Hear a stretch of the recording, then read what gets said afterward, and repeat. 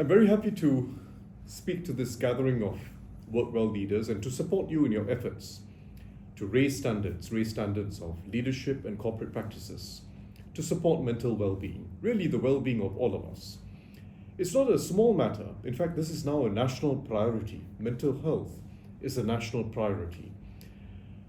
A significant proportion of working adults have some mental health issue or other, different shades of anxiety and depression and other problems, and particularly amongst younger working adults. This is now a significant issue. They're not off to a good start in their careers, and we've got to make sure they get past this bumpy period and actually can have healthy and thriving lives. It requires a comprehensive approach.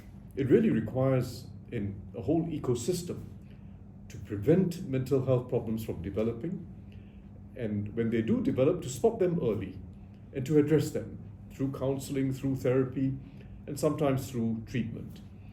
And it's an ecosystem which involves all of us: government, corporate leaders, healthcare institutions, meaning not just the hospitals, but GP clinics, community organizations and NGOs who can also provide counseling services and therapy, or schools, fundamentally, who are the first touch point on mental health, and of course, families, who are the cornerstone of all our efforts. It's important for us all to be involved because we have to avoid over-medicalizing mental health issues.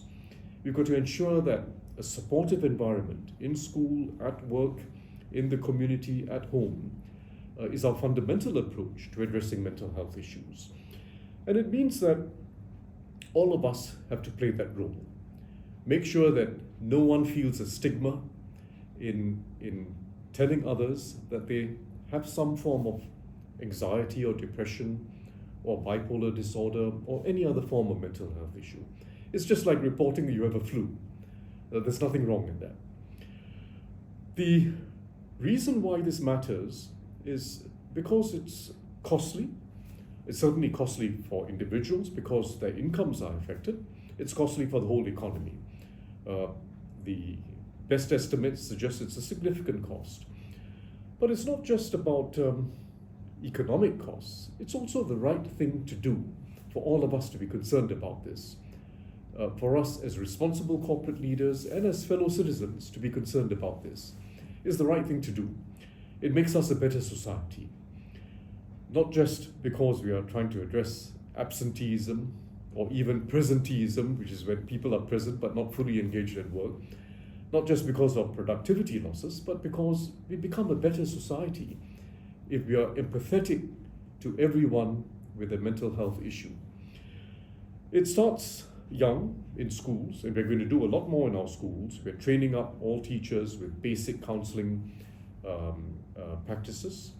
We are sending 1,000 teacher counselors across our schools. But corporate life is important because for working adults, 70% of their waking hours are spent at work. So life at work is extremely important.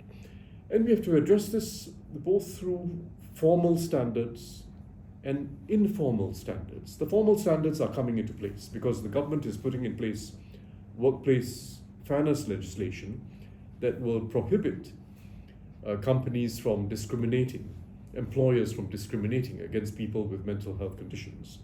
And global ESG standards now also have employee well-being at the core of ESG standards. But that's the formal part of it.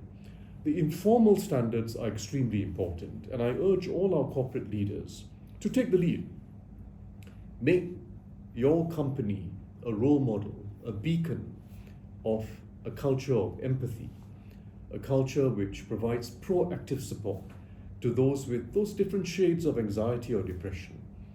Make it a comfortable place for everyone to work. And I believe we can do it. So I'm very happy to see you coming together, wanting to do more, collaborating with each other, sharing experiences with each other. I think we can build happy workplaces, productive workplaces.